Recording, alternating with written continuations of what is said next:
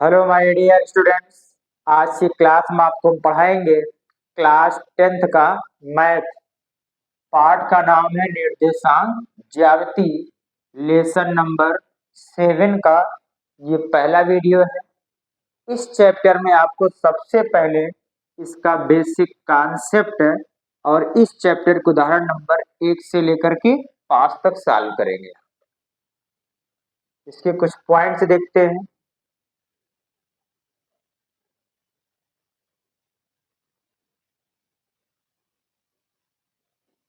ये एक क्षैतिज रेखा है।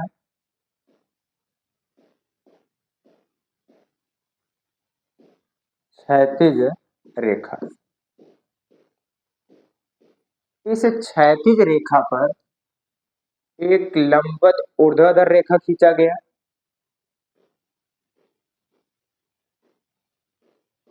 ऊर्ध्वाधर रेखा। इस क्षैतिज रेखा को कहते हैं एक्स अक्ष। एक्स अक्ष हो गया ये। और ये जो ऊर्ध्वाधर रेखा खींची गई है इसको कहते हैं वाई अक्ष। वाई अक्ष।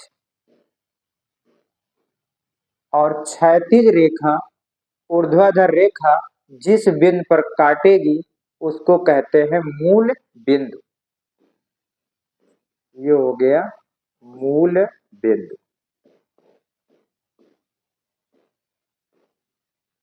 क्लियर हो गया ये। ठीक है। अब यहाँ देखो नोट्स लिखाया गया है। ऊर्ध्वाधर तथा क्षैतिज अक्षों के बीच का कोण 90 अंश होता है। ये ऊर्ध्वाधर अक्ष हो गया और ये क्षैतिज अक्ष हो गया। इसके बीच का ये जो कोण होता है यह होता है 90 अंश। क्लियर हो गया। दूसरा पॉइंट देखिए। यहाँ मैं एक दूसरा चित्र बना रहा हूं। यहाँ पर ये है एक्स अक्ष और ये हो गया वाई अक्ष। इसमें कह रहा है एक्स अक्ष के लंबवत कोई भी रेखा। अब यह एक्स अक्ष इसके लंबवत कोई भी रेखा। एक लंबवत रेखा खींचा गया। लंबवत का मतलब एक्स अक्ष के साथ 90 अंश का कोण बनाएगा। इसका नाम दे दे रहे हैं ए और बी। एक्स अक्ष के लंबवत कोई भी रेखा वाई अक्ष के समांतर होती है। जो ए बी रेखा खींची गई है एक्स अक्ष के लंबवत है और ये ए बी रेखा इस वाई अक्ष के समांतर होती है। और अगला पॉइंट है वाई अक्ष के लंबवत। एक दूसरा फिगर बना रहे हैं। एक्स अक्ष है ये और ये वाई अक्ष है। अब वाई अक्ष के लंबवत एक रेखा खींचेंगे। तो वाई अक्ष है इसके लंबवत एक रेखा हमने खींचा। लंबवत का मतलब यहाँ पर कोण बनेगा ये 90 अंश। इस रेखा का नाम है पी और क्यू। ये पी क्यू रेखा इस वाई अक्ष के लंबवत है। वाई अक्ष के लंबवत कोई भी रेखा एक्स अक्ष के समांतर होती है। पी क्यू रेखा वाई अक्ष के लंबवत है तो पी क्यू रेखा वाई अक्ष के समांतर हो। स्क्रीनशॉट लीजिए तो आपको आगे बताते हैं। अब आपको बताएंगे चतुर्थांश। अभी हमने आपको बताया है ये क्षैतिज रेखा एक्स अक्ष होती है और ये ऊर्ध्वाधर रेखा वाई अक्ष होता है और इनके प्रत्येक तल को कहेंगे चतुर्थांश। ये प्रथम चतुर्थांश है। ये प्रथम चतुर्थांश। चतुर्थांश है ये और ये है द्वितीय चतुर्थांश। द्वितीय चतुर्थांश और ये है तृतीय चतुर्थांश। तृतीय चतुर्थांश और इसको कहेंगे चतुर्थ चतुर्थांश। चतुर्थांश। हो गया। अब निर्देशांक,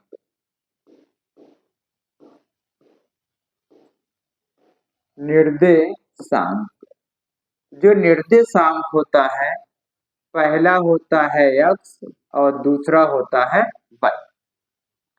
ये जो x निर्देशांक है इसको कहते हैं भुज। x निर्देशांक, x निर्देशांक को कहते हैं भुज। y निर्देशांक,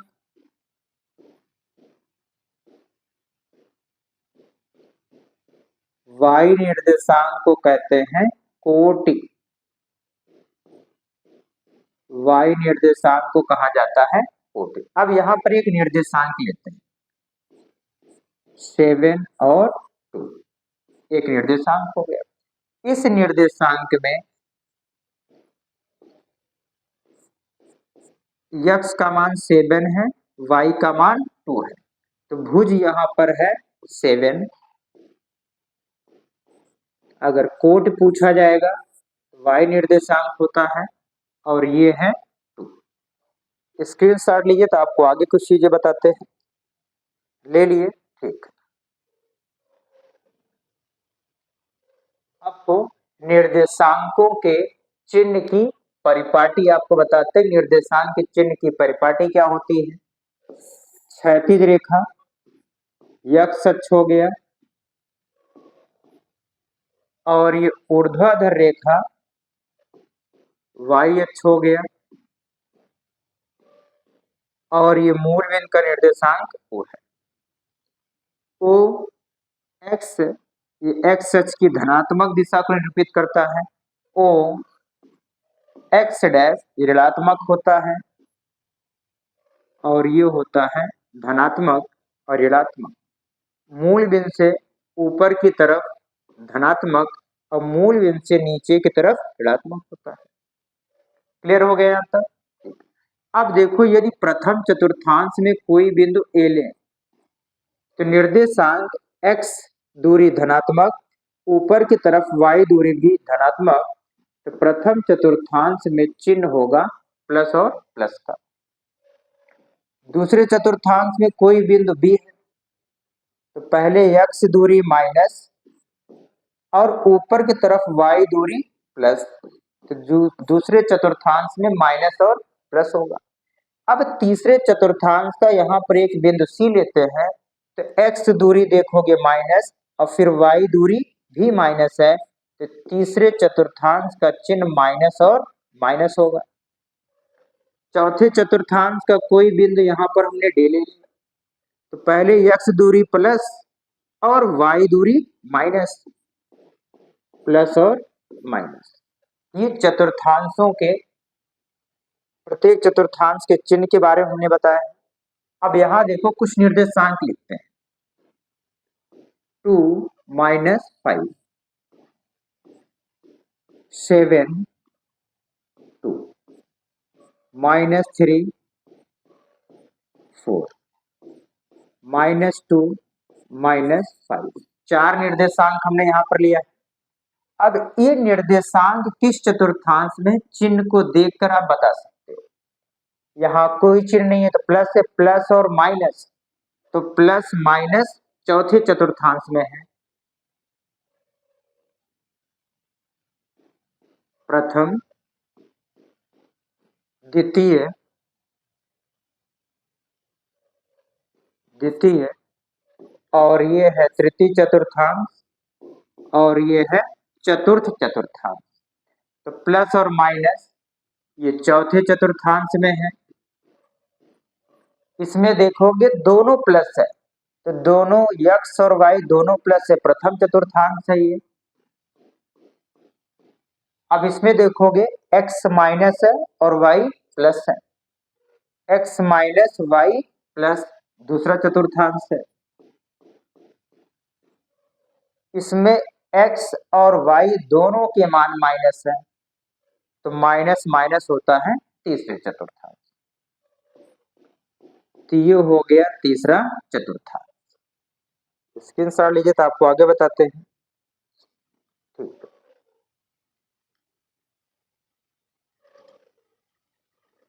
अब जो है एक्स अक्ष हो गया और ये वाई अक्ष, मूल बिंदु ओ हो गया।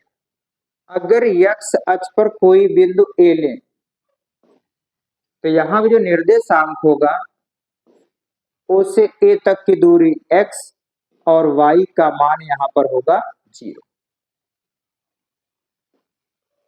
अब इस तरफ बिंदु लेते हैं b, तो x का मान ऋणात्मक होगा और y का मान 0 होगा। y अक्ष पर मूल बिंदु से ऊपर की तरफ एक बिंदु ले रहे हैं, इसमें x का मान 0 होता है क्योंकि x न तो इधर जा रहे हैं न तो इधर जा रहे हैं, सीधा ऊपर की तरफ गए हैं तो y होगा। मूल बिंदु से नीचे की तरफ यहाँ एक बिंदु d ले लिया गया तो x का मान 0 और y का मान नीचे की तरफ है, चिन्ह क्या हो जाएगा माइनस। क्लियर हो गया यहाँ तक। अब यहाँ पर कुछ पॉइंट्स लिखते हैं।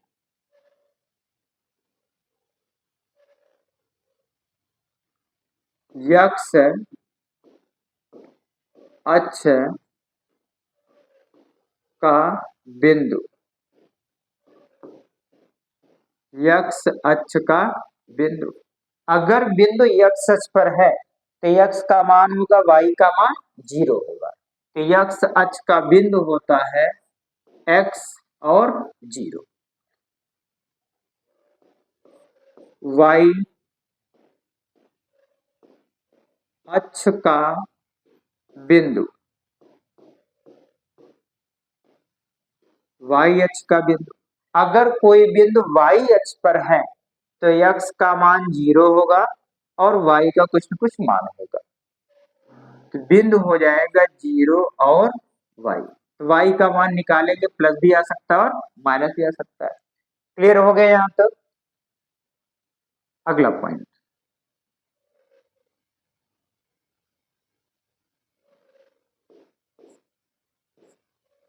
यदि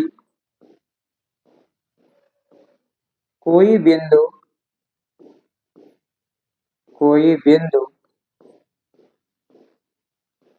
x अक्ष पर है, x अक्ष पर है, तो अब देखो कोई बिंदु यदि x अक्ष पर हो, a और b दोनों बिंदु x अक्ष पर है तो y का मान यहाँ पर 0, तो y बराबर होगा 0। अगला पॉइंट है, यदि कोई बिंदु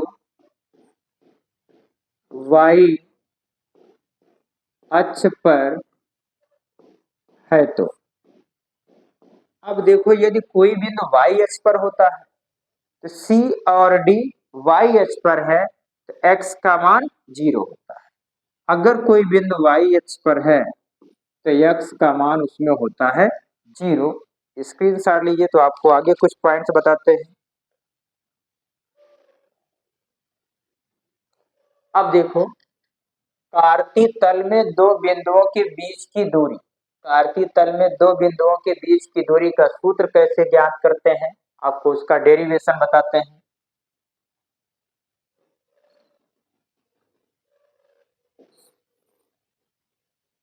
x अक्ष हो गया और ये y अक्ष।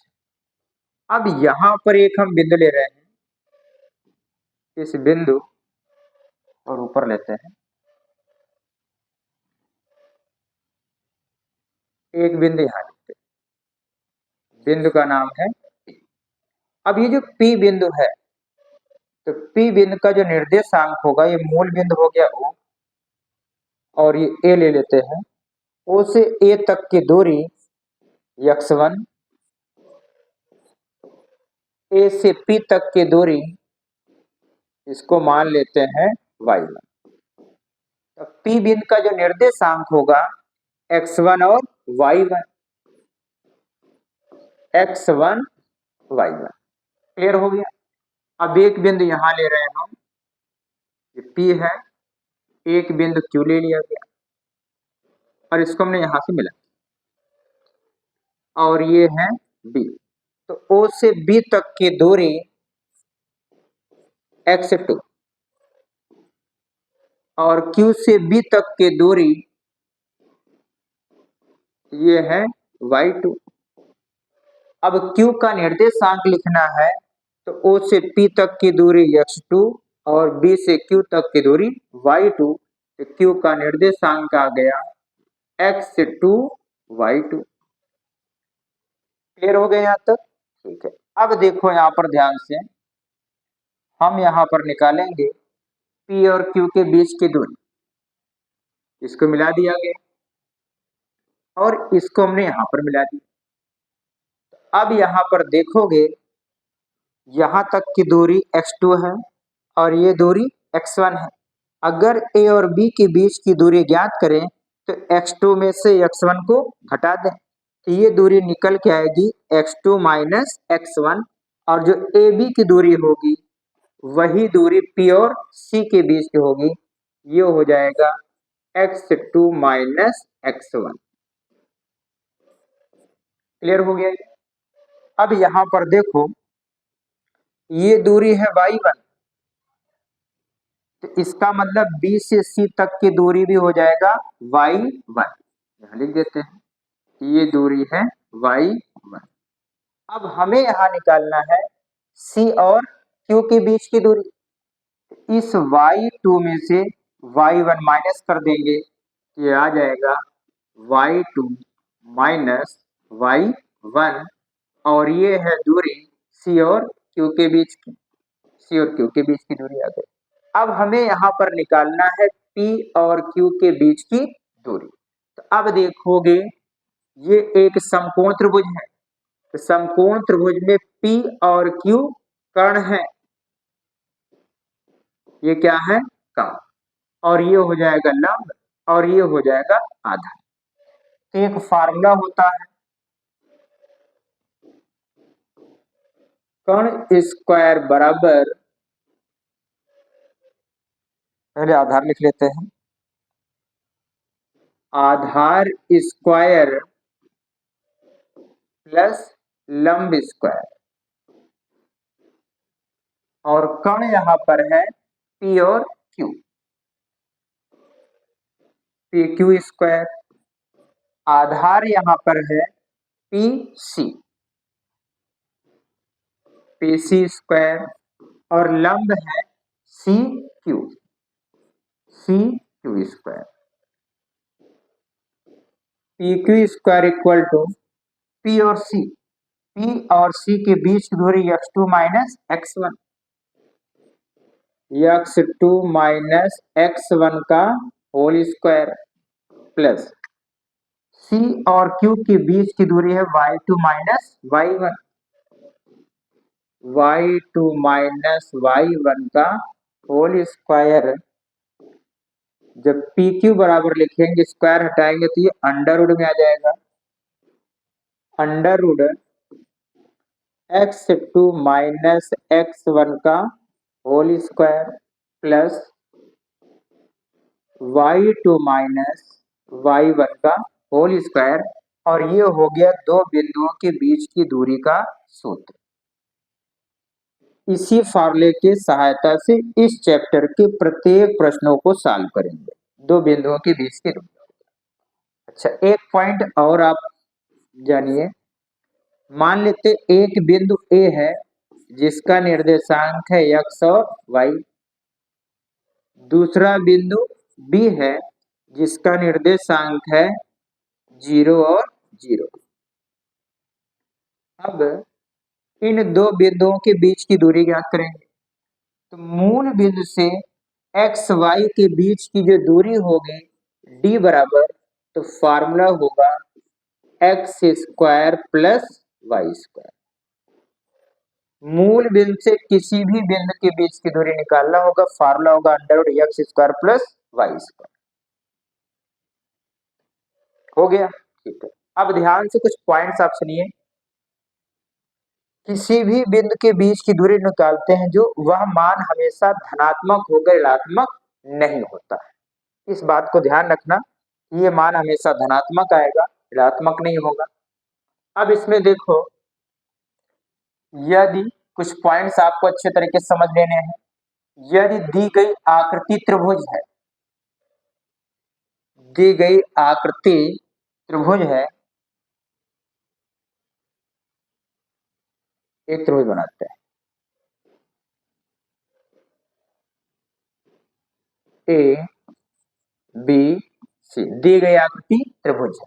तो त्रिभुज के लिए तब सिद्ध करते हैं कि किन्हीं दो भुजाओं का योग तीसरी भुजा से बड़ा हो। अगर त्रिभुज है तो इसमें से किसी भी दो भुजा का योग तीसरी भुजा से बड़ा होता है। तो कोई दो भुजा ले लेते हैं ए बी प्लस दूसरी भुजा बी सी, कोई भी दूसरी भुजा ले सकते हो बी सी। अब यहाँ पर ए बी और बी सी लिया गया, इन दो भुजाओं का योग बड़ा होगा इस तीसरी भुजा से सी ए। तो किन्हीं दो भुजाओं का योग जब तीसरी भुजा से बड़ा होता है तब बनता है त्रिभुज। दूसरा पॉइंट, यदि दी गई आकृति समद्विबाहु त्रिभुज है, तो समद्विबाहु त्रिभुज में क्या सिद्ध करना होता है कि त्रिभुज की कोई दो भुजा आपस में बराबर। तो एक समद्विबाहु त्रिभुज बनाते हैं, त्रिभुज हो गया ये ए बी सी। अगर इन त्रिभुजों की कोई भी दो भुजा यदि बराबर है तो उसको कहेंगे कि वह एक समद्विबाहु त्रिभुज है। तो कोई दो भुजा ले लेते हैं ए बी और बी सी। ए बी बराबर बी सी, जब त्रिभुज की दो भुजाएं बराबर तो उसको कहते हैं समद्विबाहु त्रिभुज। अगला पॉइंट है समकोण त्रिभुज। तो समकोण त्रिभुज के लिए सिद्ध करते हैं कि बड़ी भुजा का वर्ग शेष दो भुजाओं की वर्गों के योग के बराबर होता है। एक समकोण त्रिभुज यहां बना रहे हैं, समकोण त्रिभुज ए बी सी, और ये कोण है 90 अंश का, और सबसे बड़ी भुजा होती है इसकी कर्ण। और ये हो गया लंब और ये है आधार। अगर समकोण त्रिभुज है तो बड़ी भुजा का वर्ग शेष इन दोनों छोटी भुजाओं के वर्गों के योग के बराबर होगा। आधार का स्क्वायर प्लस लंब का स्क्वायर। क्लियर हो गया ये। अब अगला देखो, यदि दी गई आकृति समबाहु त्रिभुज है तो समबाहु त्रिभुज में क्या सिद्ध करना होता है कि तीनों भुजाएं आपस में बराबर होती है।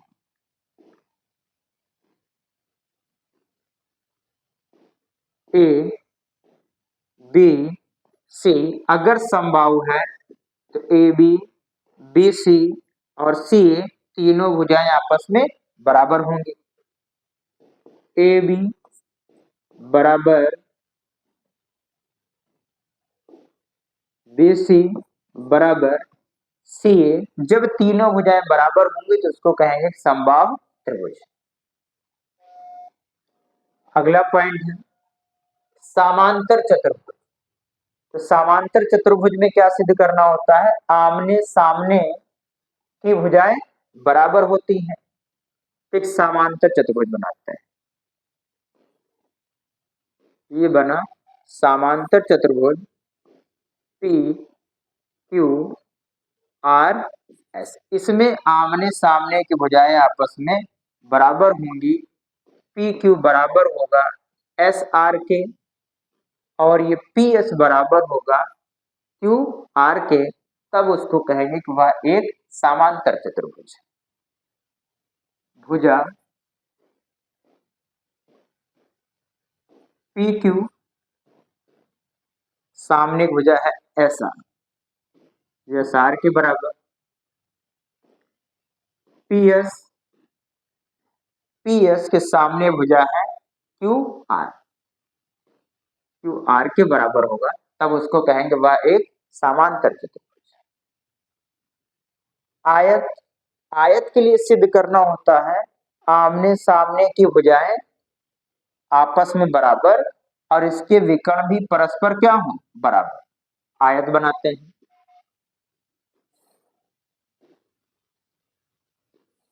आयत हो गया ये पी क्यू आर एस। इसमें आमने सामने की भुजाएं बराबर होंगी, पी क्यू बराबर होगा एस आर के और पी एस बराबर होगा क्यू आर के।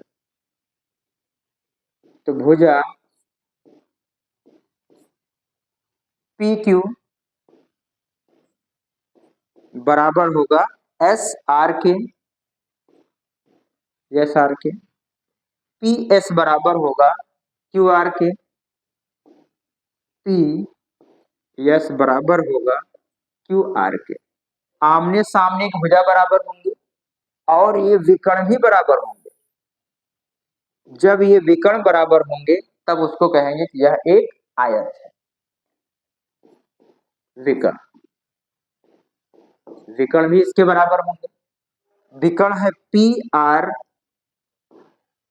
Are equal to Q S, Q S.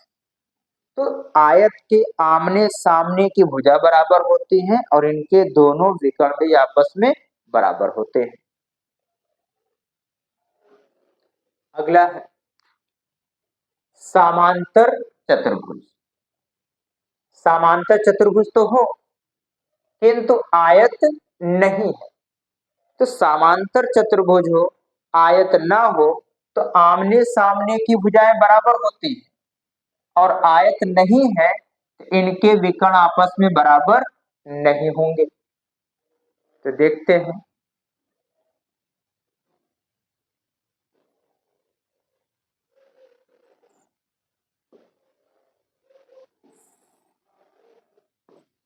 A B C D. अब इसमें आमने सामने की भुजा तो बराबर हो, ए बी सी डी के बराबर होगा, ये भुजा इसके बराबर होगा, लेकिन ये विकर्ण छोटी है और ये विकर्ण बड़ी होगी तो विकर्ण बराबर नहीं होगा। भुजा ए बी बराबर होगा डी सी के, ए डी बराबर होगा बी सी के। आमने सामने की भुजा बराबर, लेकिन ये विकर्ण ए सी,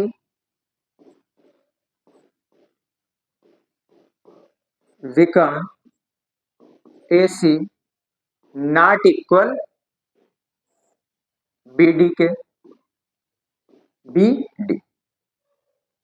अगला देखिए, दी गई आकृति वर्ग है तो वर्ग में सिद्ध करना होता है कि इसकी चारों भुजाएं आपस में बराबर हों और इसके विकर्ण भी आपस में बराबर हों, उस चतुर्भुज को कहेंगे कि वर्ग है।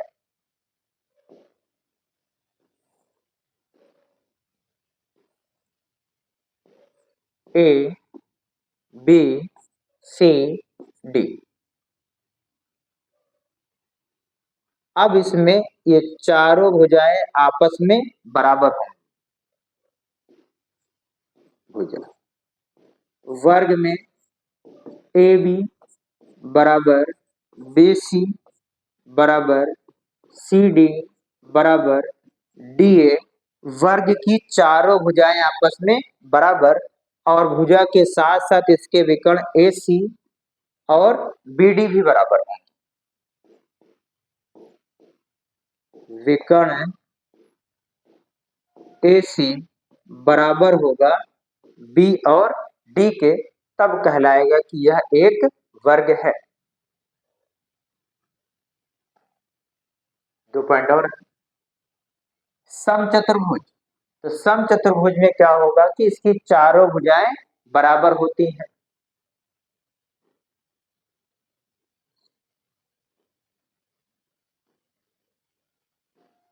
A B C D. अगर समचतुर्भुज है तो इसकी चारों भुजाएं आपस में बराबर, A B, B C, C D और ये डी ए चारों आपस में बराबर। ए बी बराबर बी सी बराबर सी डी बराबर डी ए, चारों भुजाएं आपस में बराबर, तो उसको कहेंगे समचतुर्भुज। दी गई आकृति समचतुर्भुज है लेकिन वर्ग नहीं है, वर्ग नहीं है इसका मतलब सिद्ध करेंगे इसमें कि चारों भुजाएं बराबर लेकिन विकर्ण बराबर ना हो, तब तो समचतुर्भुज तो होगा लेकिन वर्ग नहीं होगा।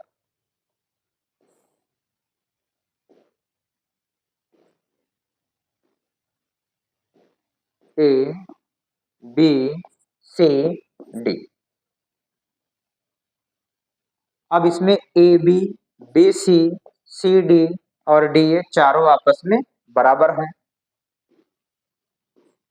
भुजा A B B C, A B B C D और डी ए चारों भुजाएं आपस में बराबर, लेकिन विकर्ण बराबर नहीं होगा। एक विकर्ण ए सी देखोगे विकर्ण छोटा है और ये विकर्ण बड़ा है। अगर विकर्ण चारों भुजाएं बराबर हैं और विकर्ण बराबर नहीं है तो वह समचतुर्भुज तो होगा लेकिन वर्ग नहीं होगा। ए सी नॉट इक्वल बी डी के, विकर्ण बराबर नहीं होना चाहिए, चारों भुजाएं बराबर। हो गया। अब इस चैप्टर के हमने आपको इस चैप्टर का बेसिक कॉन्सेप्ट सारे बता दिए हैं। अब सवाल आपको बहुत आसान लगेंगे इस चैप्टर के। अब इस चैप्टर के कुछ उदाहरण। उदाहरण नंबर 1, क्या ये 3 बिंदु दिया गया है, एक ये मान लेते हैं P है और ये Q और ये R, एक त्रिभुज बनाते हैं। यदि हाँ त्रिभुज बनता है तो बताइए कि किस प्रकार के त्रिभुज बनाते हैं।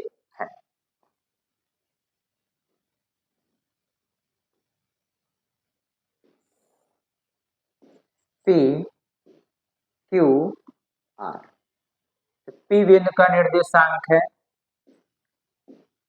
3 और 2 और Q बिंदु का निर्देशांक है -2 और -3। R बिंदु का निर्देशांक है 2 और 3। अब देखो इसमें सबसे पहले क्या करेंगे, इन तीनों रेखाओं के बीच की दूरी ज्ञात करेंगे। सबसे पहले P और Q के बीच की दूरी ज्ञात करेंगे। तो P बिंदु है 3 और 2 और Q है -2 और -3।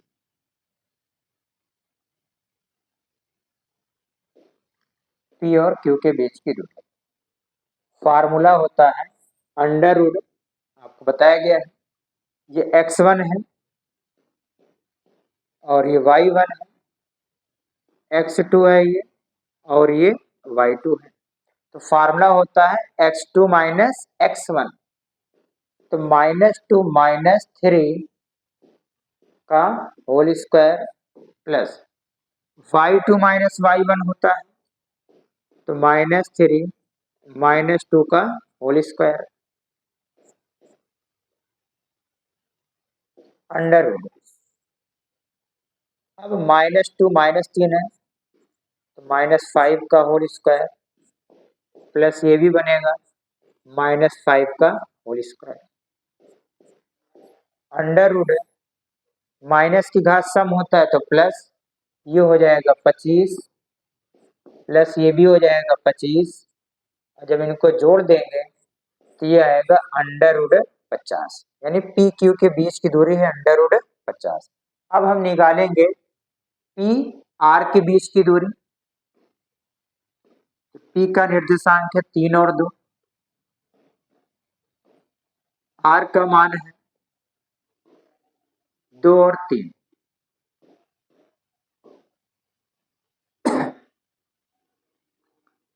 ये x1 y1 x2 y2, P R के बीच की दूरी under root x2 minus x1 2 minus 3 का होल स्क्वायर प्लस ये y2 है,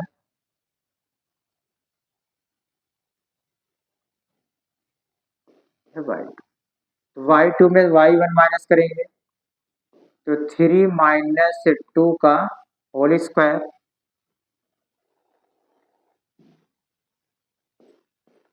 अंडर रूट, तो 2 में से 3 घटाओगे तो -1 का होल स्क्वायर प्लस 3 में से 2 घटाओगे 1 का होल स्क्वायर अंडर रूट। अब -1 का स्क्वायर करोगे 1 प्लस इसका स्क्वायर कर दोगे 1 और इसको हल करने पे आएगा अंडर रूट 2। अब हमें किसके बीच की दूरी ज्ञात करना है, पी क्यू हो गया, पी आर हो गया, अब आर क्यू के बीच की दूरी निकालना है आर।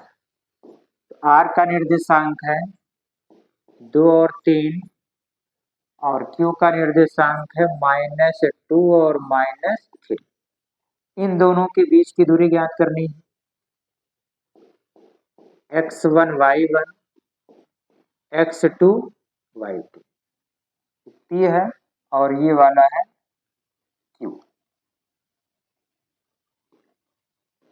p q के बीच की दूरी under root x2 minus x1 ये -2 है -2 का whole square plus y2 minus y1 -3 का होल स्क्वायर अंडर रूट -2 और -2 हो जाएगा -4 का होल स्क्वायर -3 है तो -6 का होल स्क्वायर अंडर रूट और -4 का स्क्वायर करोगे 16 प्लस और ये हो जाएगा 36, इसको जोड़ने पर आएगा अंडर रूट 6 6 12, एक हासिल है 3 और 1 4 और 1 5, अंडर रूट 52 आ गया। अब यहाँ पर देखो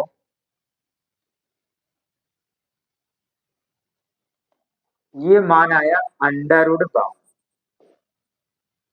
और पी क्यू वाला मान आया है अंडर रूट 50 और पी आर के बीच की दूरी आया है अंडर रूट 2। अब यहाँ देखोगे इस बड़ी भुजा का वर्ग करोगे तो 12 इन छोटी भुजाओं के वर्गों के योग के बराबर है। इसका मतलब है बड़ी भुजा कण का स्क्वायर आधार का स्क्वायर प्लस लंब का स्क्वायर, कण का मान है अंडर रूट 52 का स्क्वायर है, आधार का मान अंडर रूट 2 का स्क्वायर हो और लंब है अंडर रूट 50 का स्क्वायर। अंडर रूट का जो स्क्वायर करते हैं तो अंडर रूट हट जाएगा, यहाँ आएगा 52 इक्वल टू यहाँ आएगा 2, इसका स्क्वायर होगा तो 50 52 और ये भी आ गया 52। तो बड़ी भुजा का वर्ग दोनों छोटी भुजाओं के वर्गों के योग के बराबर है, इसलिए पी क्यू आर एक समकोण त्रिभुज है,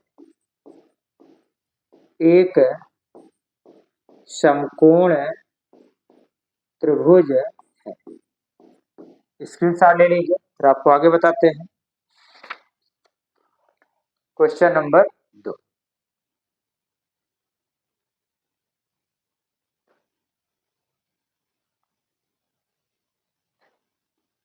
क्वेश्चन नंबर 2 में सिद्ध करना है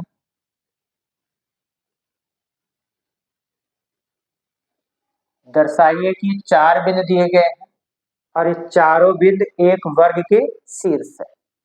तो वर्ग के लिए मैंने बताया कि इसमें चारों भुजाएं बराबर होंगी और इनके विकर्ण भी आपस में बराबर होंगे, तो सिद्ध हो जाएगा कि एक वर्ग के शीर्ष है।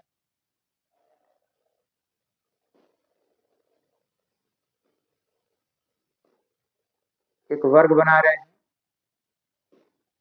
A B C D.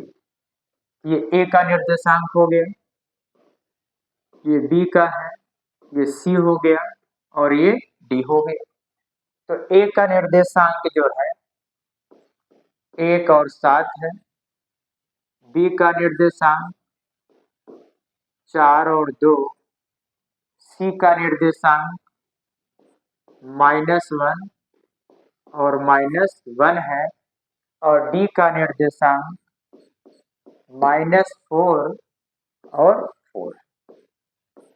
अब सबसे पहले ए और बी के बीच की दूरी ज्ञात करेंगे। तो ए का निर्देशांक 1 और 7, बी का निर्देशांक 4 और 2 है।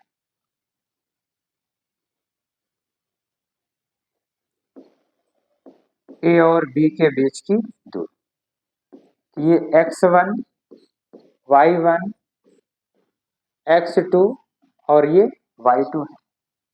तो ए और बी के बीच की दूरी जब ज्ञात करेंगे, x2 में से x1 घटाएंगे, 4 - 1 का होल स्क्वायर प्लस 2 - 7, 2 - 7 का होल स्क्वायर,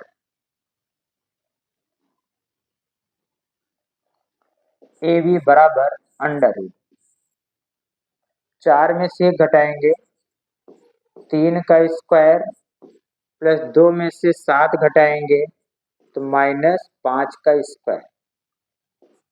तो ये हो जाएगा √3 का स्क्वायर करेंगे 9 और -5 का स्क्वायर करेंगे 25। इन दोनों को जोड़ेंगे तो आएगा √34 है। ये मान आया ए और बी के बीच की दूरी। अब निकालेंगे बी और सी।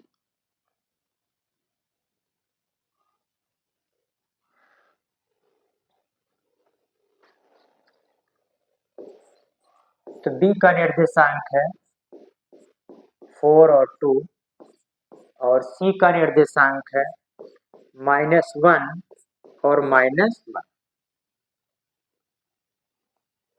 अब ये x1 है, y1 x2 y2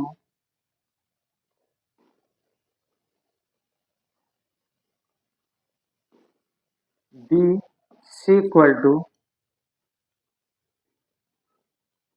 √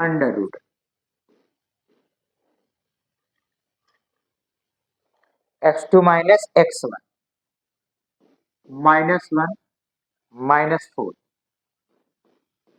का whole square plus y2 - y1 -1 -2 का होल स्क्वायर,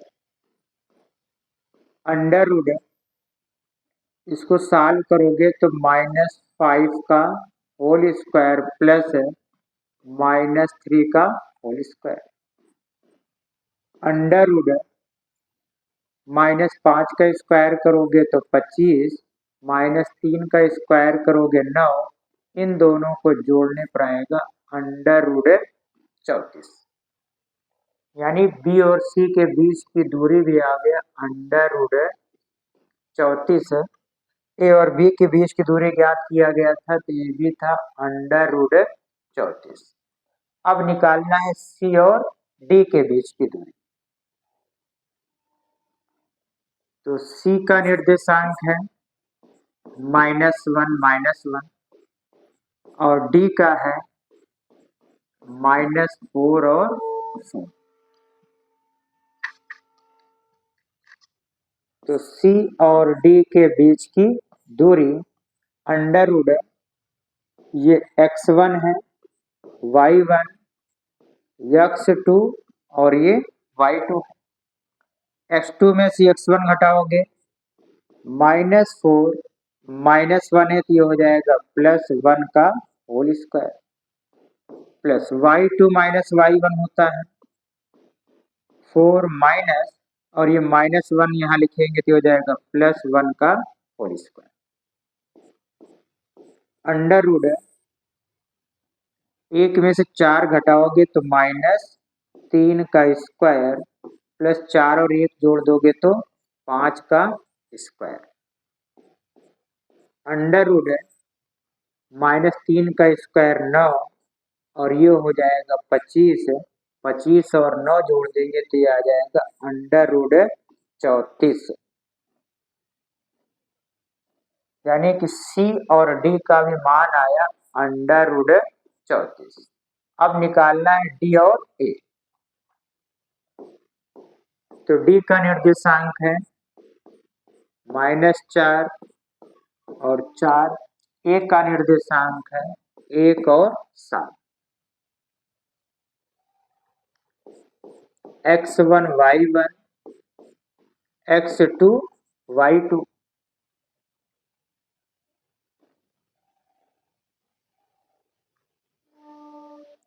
अब डी और ये ए है, डी और ए के बीच की दूरी ज्ञात करेंगे, D A under root x2 minus x1,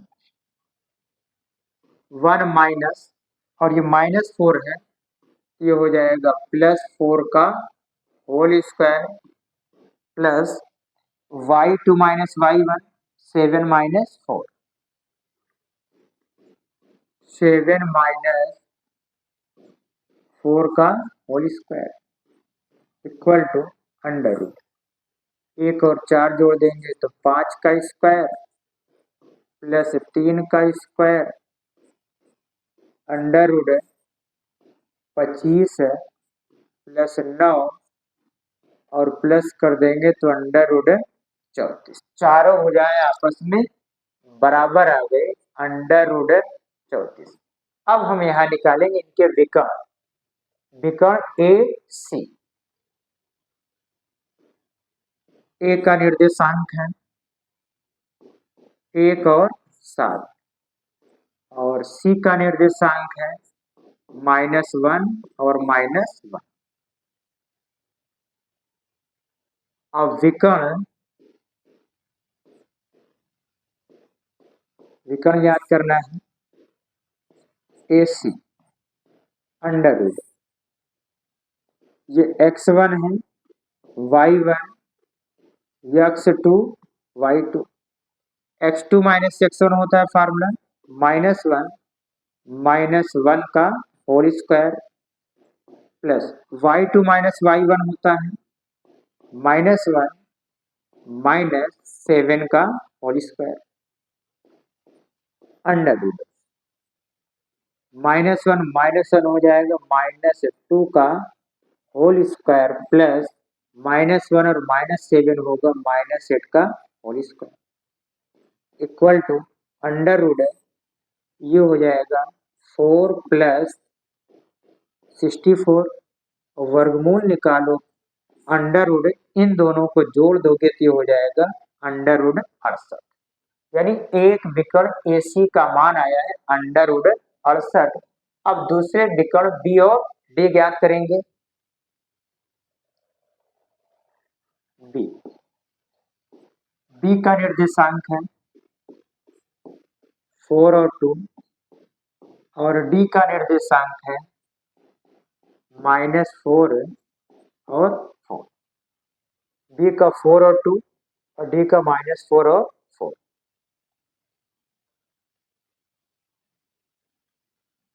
x1 ये y1 है, x2 और ये y2 है,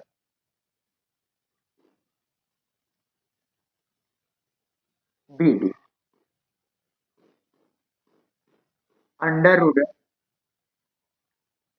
x2 माइनस x1 -4 -4 का whole square plus y2 minus y1 4 minus 2 का होल स्क्वायर अंडर रूट ये बनेगा -8 का स्क्वायर प्लस 2 का square equal to under root square करोगे 64 प्लस 2 का स्क्वायर करोगे 4 और ये मान आ गया अंडर रूट 68। अब यहाँ देखो इसकी चारों भुजाएं बराबर हैं और इसकी दोनों भुजाओं दोनों विकर्णों का मान आया है अंडर रूट 68 और अंडर रूट 68। तो वर्ग का कंडीशन होता है कि चारों भुजाएं बराबर और इसके विकर्ण भी बराबर होते हैं तो उसको कहते हैं कि वह एक वर्ग है। यहाँ लिखते हैं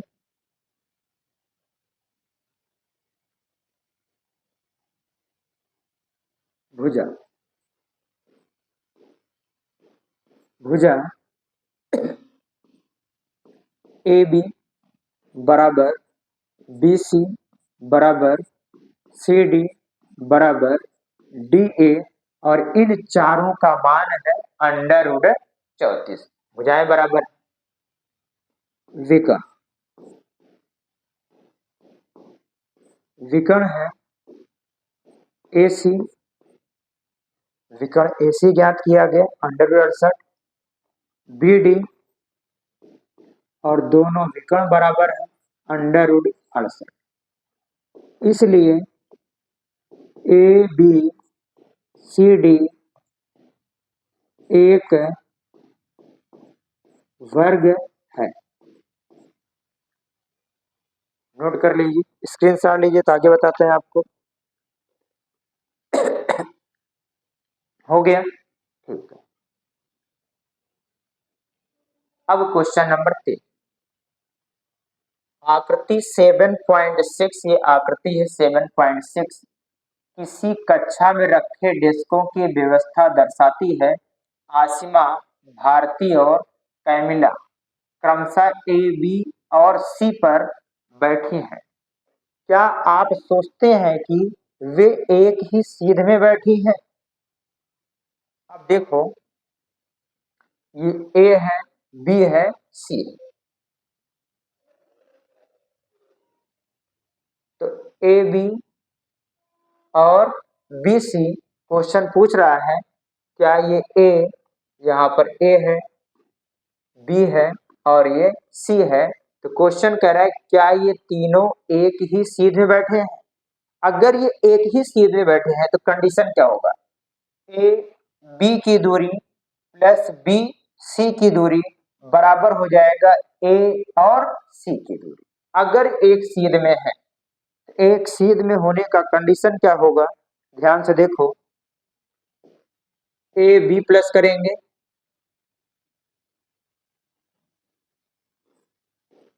और बी सी जोड़ेंगे A B plus B C और ये बराबर हो जाएगा ए सी के। तब कहेंगे कि तीनों एक सीध में बैठे हैं। अगर ये कंडीशन होता है तो तीनों एक सीध में बैठी हैं। तो अब हम क्या करेंगे सबसे पहले ए और बी के बीच की दूरी फिर बी और सी के बीच की दूरी इन दोनों को जोड़ेंगे और ए और सी के बीच की दूरी निकालेंगे उसके बराबर आ जाएगा। तो हल करते हैं इसको ए बी है 3 और 1 ए का निर्देशांक है 3 और 1 बी का निर्देशांक है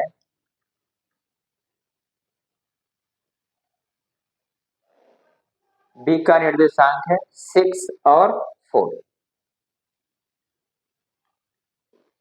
6 और 4 सी का निर्देशांक है 8 और 6 है 10।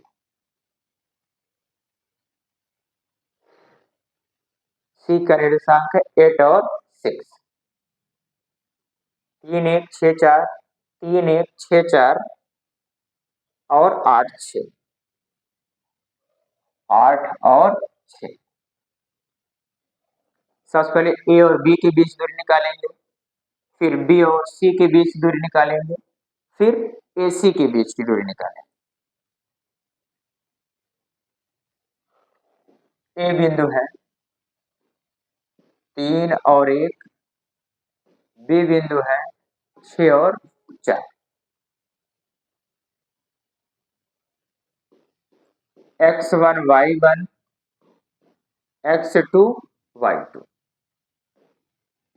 ए और बी के बीच की दूरी under root x2 minus x1 6 minus 3 का whole square plus 4 minus 1, 4 minus 1 का होल स्क्वायर अंडर रूट 3 का स्क्वायर प्लस 3 का स्क्वायर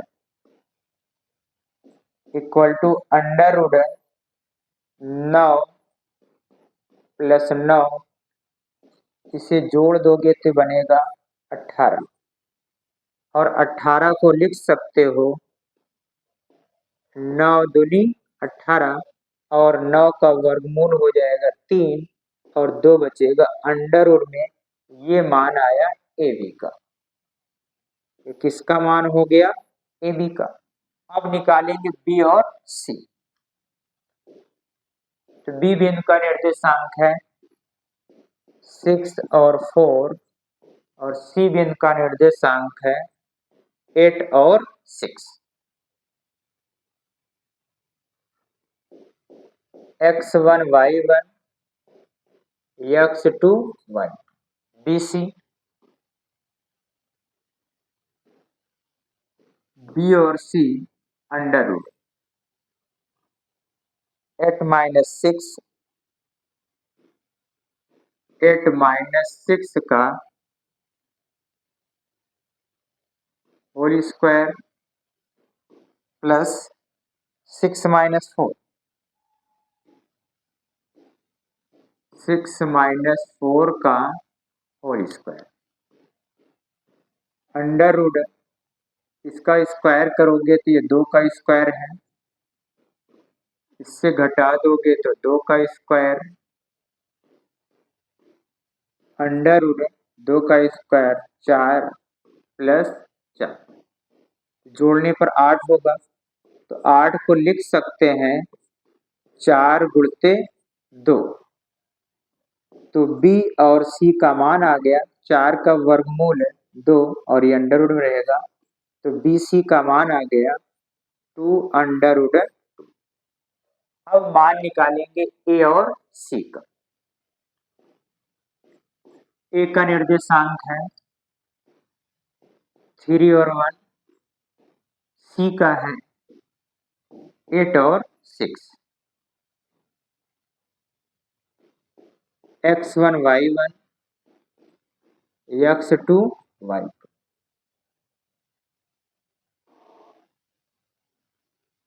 ए C under root 8 minus 3, 8 minus 3 का whole square plus 6 minus 1, 6 minus 1 का होल स्क्वायर अंडर रूट, घटाओगे 5 का square plus 5 का square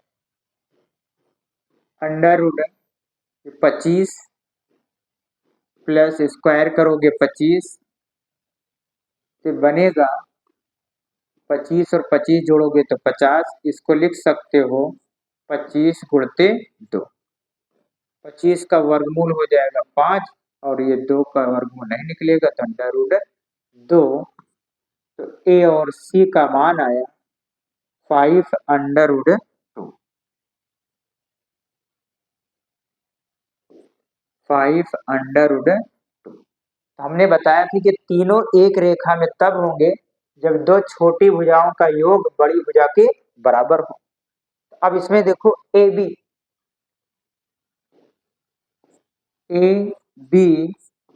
plus B सी।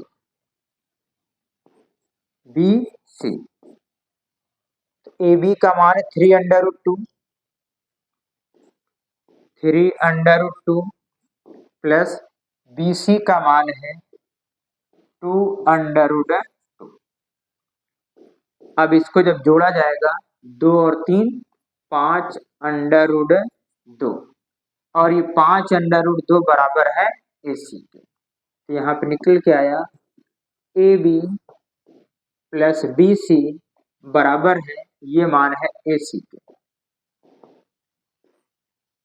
अभी मैंने बताया था कि अगर दो छोटी भुजाओं का योग ए बी और बी सी का योग ए सी के बराबर होता है, इसका मतलब ए बी सी तीनों एक ही सीधी रेखा में हैं। तो लिखेंगे इसलिए ए बी सी संरेखी है, संरेखी है, अर्थात तीनों एक सीध में बैठी है, तीनों एक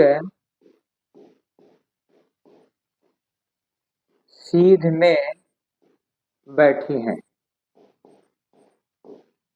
बैठी है, तीनों एक सीध में बैठी। स्क्रीनशॉट लीजिए, 2 क्वेश्चन और हैं अभी इसमें। क्वेश्चन नंबर 5, एक्स वाई में एक संबंध ज्ञात कीजिए ताकि एक्स वाई इन दोनों बिंदुओं से समदूरस्थ है। एक बिंदु यहाँ लेते हैं P, और P का निर्देशांक है x और y। एक बिंदु A और एक बिंदु यहाँ पर ले रहे हैं B। तो A बिंदु का निर्देशांक है 7 और 1, और B बिंदु का निर्देशांक है 3 और 5। अब क्वेश्चन क्या कह रहा है, ये बिंदु इन दोनों बिंदुओं से समदूरस्थ है। इसका मतलब A से P तक की दूरी और B से P तक की दूरी दोनों आपस में बराबर है। यहाँ पर लिखेंगे AP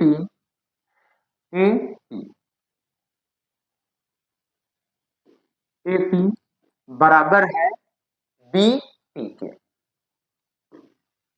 BP दोनों समदूरस्थ हैं, बराबर। अच्छा, अगर दोनों पक्षों का वर्ग कर देते हैं, AP equal to B।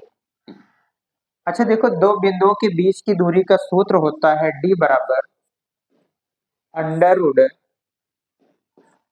x2 minus x1 का whole square plus y2 minus y1 का होल स्क्वायर। अब यदि दोनों पक्षों का वर्ग कर दें तो ये डी स्क्वायर बराबर, ये अंडर रूट हट जाएगा तो x2 माइनस x1 का whole square plus y2 minus y1 का होल स्क्वायर हो जाएगा। अगर स्क्वायर लिखते हैं तो अंडर रूट हट जाता है। अब इसमें जो है ये x1 y1 और ये हो जाएगा x2 और ये हो गया y, और ये है x1 और ये y1।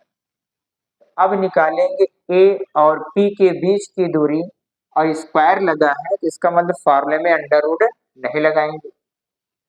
अब x2 माइनस x1 ये हो जाएगा x माइनस 7 का whole square plus y2 minus y1 y minus 1 y minus 1 का होल स्क्वायर इक्वल टू, अब निकालना है B P के बीच की दूरी तो x2 माइनस x1 है, तो x माइनस 3 का whole square plus y2 minus y1 तो y माइनस 5 का होल स्क्वायर। ये a और p के बीच की दूरी हो गया और ये b और p के बीच की दूरी हो गया, क्योंकि स्क्वायर है इसलिए यहाँ पर अंडर रूट नहीं लगा।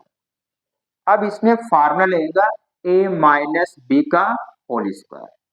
तो a माइनस बी का होल स्क्वायर का फार्मूला होता है a माइनस बी का होल स्क्वायर, इसका फार्मूला होता है a square minus 2ab plus B square,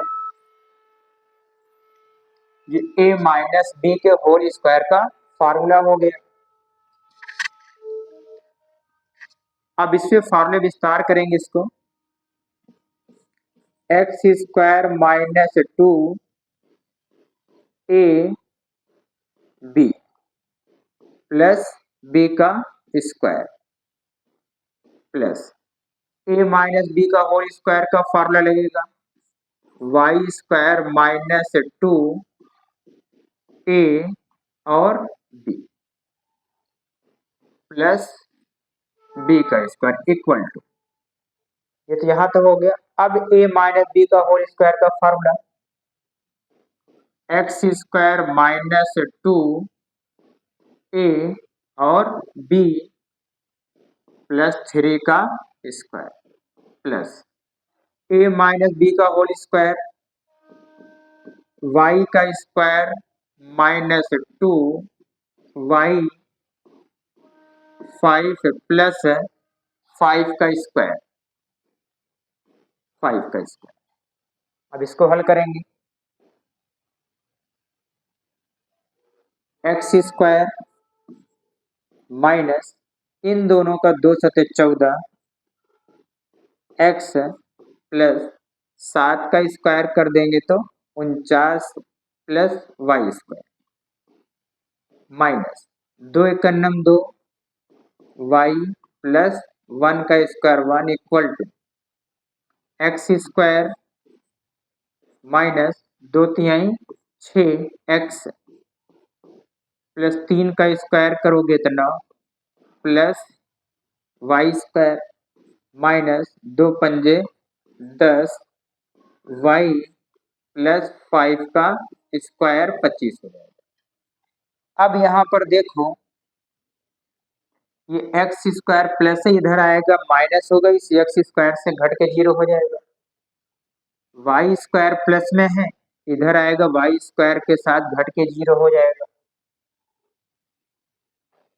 अब यहाँ पर है ये माइनस 14x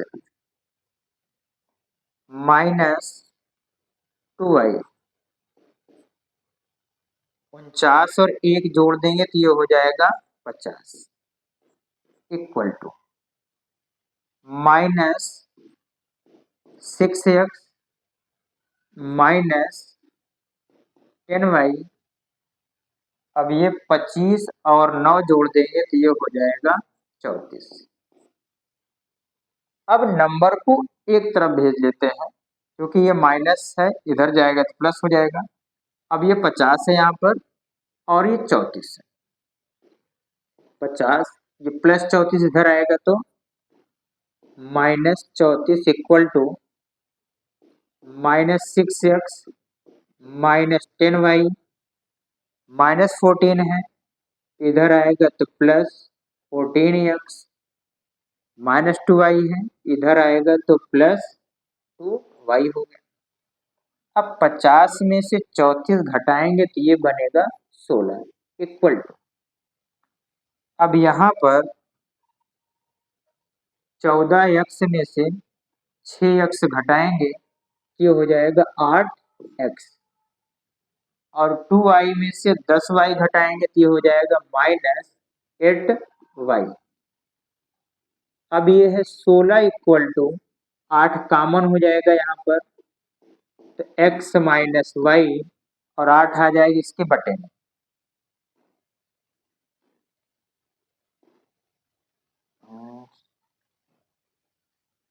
16/8 इक्वल टू 8 इसके बटे में आ जाएगा x minus y. x minus y 8 से भाग दे दोगे तो ये 2 हो जाएगा, तो 2 equal to X minus Y, यानी x minus Y equal to आ गया 2। ये x y के बीच का संबंध हो गया। स्क्रीनशॉट लीजिए तो आपको और आगे बताते हैं। x वाला और है इसमें भी। हो गया, ठीक है।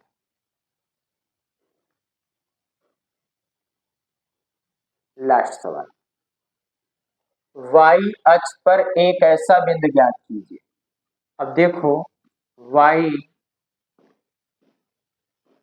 अक्ष पर बिंदु, अगर y अक्ष पर बिंदु ज्ञात करना है तो y अक्ष का बिंदु मैंने बताया था कि x का मान 0 होगा, y का कुछ न कुछ मान होगा, इसी y का मान इसमें ज्ञात करना है। और ये बिंदु इस a और b से समदूरस्थ है, यानी कि 0 और y a और b से बराबर दूरी पर है। इसको p बिंदु मान लेते हैं। 0 और y a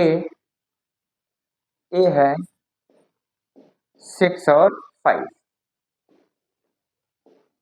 b है -4 और 3। अब क्वेश्चन कह रहा है कि y अक्ष पर ये जो बिंदु है, ये बिंदु a और b से बराबर दूरी पर है। इसका मतलब है PA बराबर है PB के, यानी ये दोनों दूरियां आपस में बराबर है, समदूरस्थ है, बराबर। इसको x1 y1, ये x2 y2 x1 और ये y1। तो अगर इन दोनों पक्षों का वर्ग करते हैं तो PA स्क्वायर PB स्क्वायर। अब यहाँ पर PA के बीच की दूरी ज्ञात करेंगे, स्क्वायर है इसलिए फॉर्मूले में अंडर रूट नहीं लगेगा। तो PA के बीच की दूरी x2 माइनस x1, 0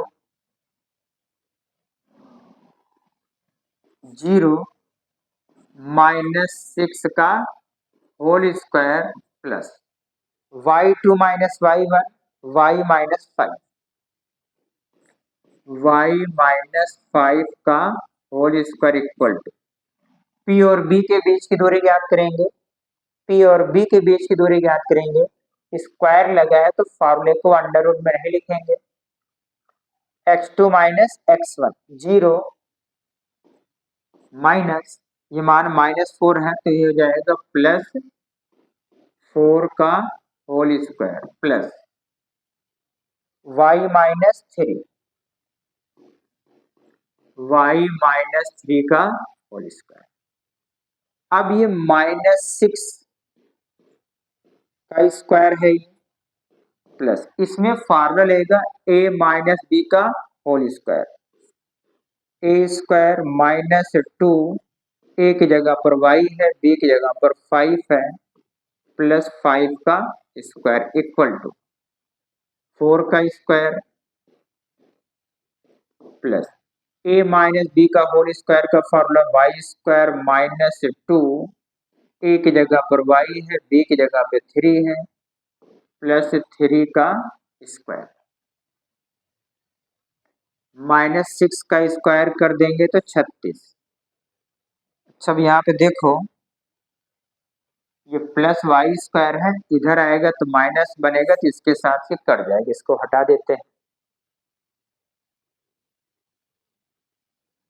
माइनस 2 पंजे 10, वाई प्लस 5 का स्क्वायर 25 इक्वल टू 4 का स्क्वायर 16 माइनस 2 तिहाई 6, 6 वाई प्लस 3 का स्क्वायर कर दोगे तो 9, 36 है यहाँ पर प्लस 25 प्लस 25, अच्छा 16 प्लस में इधर आएगा तो माइनस, प्लस से इधर आएगा तो -9 इक्वल टू -6y है, और ये माइनस इधर जाएगा तो +10y। अब देखो 25 में से 16 घटाओगे 9, और 9 में से 9 घटा दोगे 0। ये है 36 इक्वल टू 10 में से 6 घटाओगे तो 4y। अब ये 4 इसके बटे में आ जाएगा, तो 36/4 इक्वल टू y, 4 9 36, तो y का मान आ गया 4।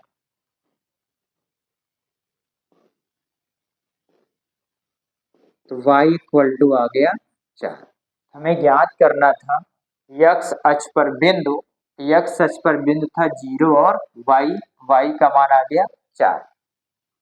तो बिंदु प्राप्त हो गया 0 और y का मान 4, ये आंसर हो गया। स्क्रीनशॉट लीजिए, ले लिए, ठीक है। उम्मीद है कि आज के क्लास में बताया गया इसका बेसिक कॉन्सेप्ट और पांचों उदाहरण जो मैंने बताया आपको बहुत अच्छे ढंग से समझ में आ गया होगा। यदि आज की क्लास आपको पसंद आई हो तो इसको प्यार से लाइक और अपने सभी मित्रों में शेयर जरूर करना। आज की क्लास बस इतना ही। Thanks for watching my video. Okay bye.